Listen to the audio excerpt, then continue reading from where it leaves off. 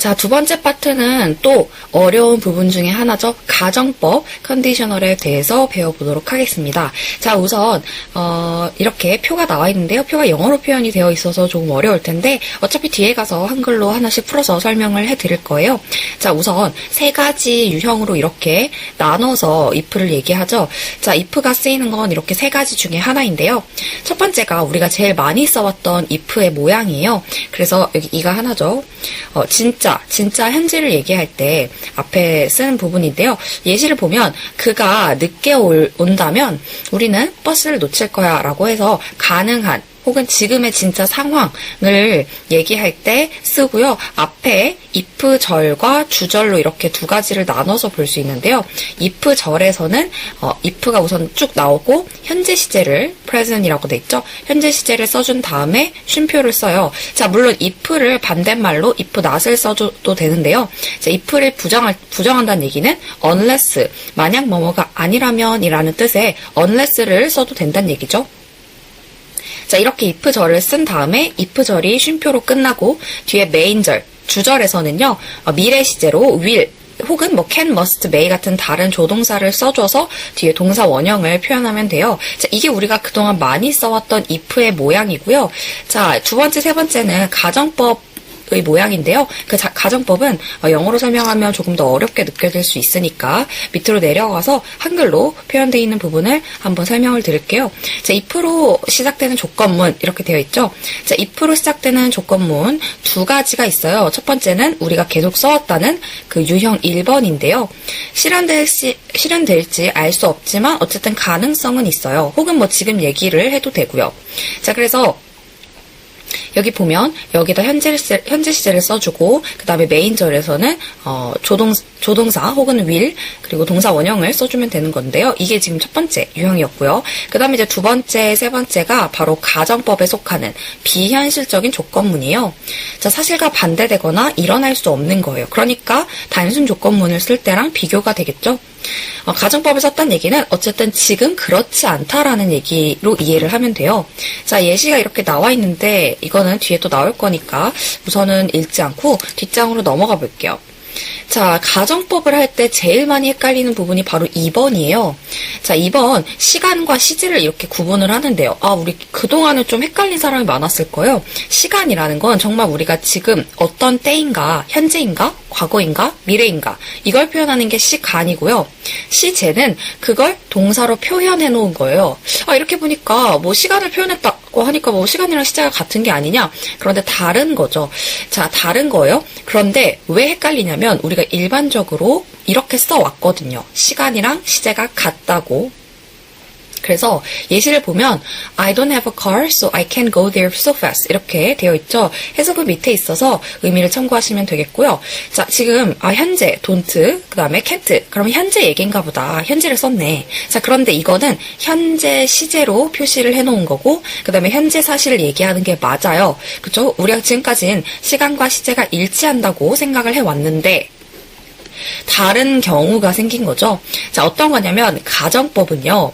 어쨌든 가정을 할 거예요. 가정을 할 건데 현실에 아쉬움이 남고 또 뭔가 어떤 걸 바라는지 소망, 희망을 표현하려고 만일 내가 뭐뭐라면 뭐뭐 할 텐데 뭐뭐 하면 참 좋을 텐데 이런 식으로 표현하는 게 가정법이에요. 그러니까 만일 뭐뭐라면을 써야 되니까 if가 들어갈 수밖에 없겠죠.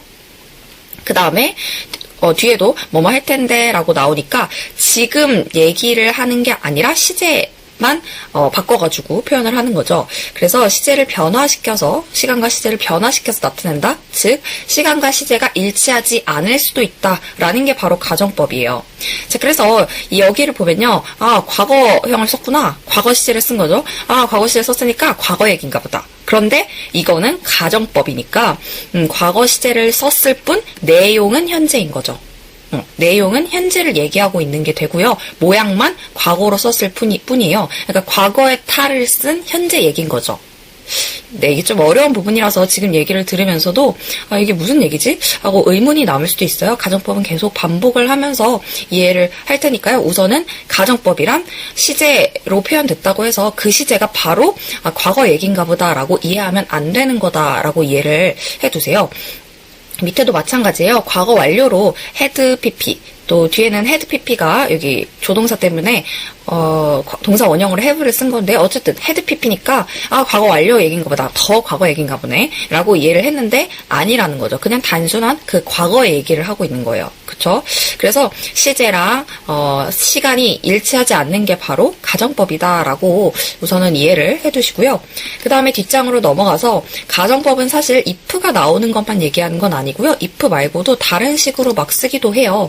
자, 예시를 보면 but for 혹은 without 혹은 otherwise 이렇게 세 가지가 많이 쓰이고요. 뭐 아까 봤던 것처럼 if의 반대말을 unless로 쓰기도 하죠. 자, but for는요, if it were not for 이라고 해서 뭐뭐가 없다면 이란 뜻이에요. without이랑 같은 말이라고 생각해도 되고요.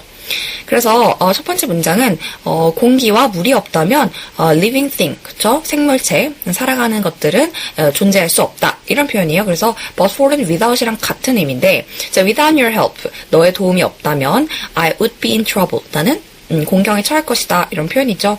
그 다음에 otherwise는 만약 뭐뭐 하지 않는다면, unless랑 같은 의미죠. 나는 오늘 엄청 바빠, I would go to the concert. 그렇지 않는다면 콘서트에 갈 텐데 이런 뜻이죠.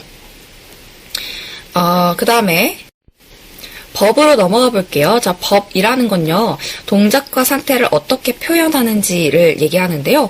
자, 법을 우리가 그동안은 직설법을 썼어요. 그래서 따로 언급을 안 했었는데요. 직설법이라는 거는 그냥 객관적인 사실 얘기를 하는 거예요. 주관, 어떤 생각, 마음이 들어가 있는 그런 게 아니라 그냥 객관적으로 얘기하는 거죠. 그래서 예시를 보면 나는 매일 아침 7시에 일어난다. 이게 직설법이죠. 자, 그런데 명령법은요, 어떤 걸 요구하는 거, 명령을 정말 하는 거예요. 그래서 이런 경우에는 앞에 주어가 없이 don't drink라고 동사가 바로 나오죠. 그쵸? 그래서 그 물 마시지 마 라고 명령하는 거죠. 그쵸? 자, 그 다음에 가정법이 우리가 배우게 될 법칙 하나 더 있는 건데요. 자, 가정법은요, 사실과 반대되는 거, 가능하지 않은 거를 상상해서, 가정해서 표현하는 거예요. 그래서 여기 보면은 꼭 if, 혹은 뭐 if가 아니더라도 but for, without, otherwise, unless 같은 것들이 나와서 가정을 해놓고 그 다음에 나는 뭐뭐 할 텐데 라는 소망, 바람이 들어가 있는 거죠. 자, 그래서 법은 이런 식으로 세 가지로 나뉘고요. 다 뒷장으로 넘어가 보면, 자, 가정법은 구별을 해야 하는데, 자, 가정법은 현실 사실과 반대되는 어떤 상황을 말하기 때문에 추측, 추정, 가정을 나타내는 조동사 과거형을 써줘야 돼요. 자, 그 조동사 과거형은 여기 써있는 것처럼 would, should, could, might 이렇게 네 가지가 있죠. 자, 과거형에 포함된 문장은 if가 없어도 가정법 이겠거니라고 유추를 하는 거죠. 그래서 대체로 조동사는 자, 이렇게 조동사 과거의 모양 을 가졌을 뿐, 그러니까 과거라고 보일 뿐 실제 과거를 의미하는 것은 아니다. 자, 여기 말에서도 우리 앞에서 배웠던 거를 생각해야 돼요. 그쵸? 그래서 과거 시제를 표현하고 있을 뿐 과거 시간을 얘기하는 게 아닌 거죠. 자, 그래서 예시를 하나 볼게요. If it rains a lot, 비가 많이 오면 이건 현재를 쓰는 거죠. 그 다음에 뒤에 미래를 써서 비가 많이 온다는 사실을 가정을 해놓고 나는 어떻게 할 거다라고 얘기를 하는 건데, 자, 이거는 과거 시제로 표현했을 뿐 과거 얘기를 하는 게 아니라 현재 얘기를 하는 거예요. 어차피 이건 뒤에 가서 다 배울 거니까요. 자, I would stay at home. 나는 집에 있을 텐데 라고 나의 가정, 나의 바람을 얘기하는 거죠. 그래서 어차피 이 부분은 뒤에 가서 배울 거니까 크게 어렵게 이해하지 않아도 되고요. 어쨌든 중요한 것은 조동사 과거를 썼다고 해서 과거 얘기를 하는 게 아니라 과거 모양만 가지고 있다. 이 점만 유의해 주시면 되겠네요.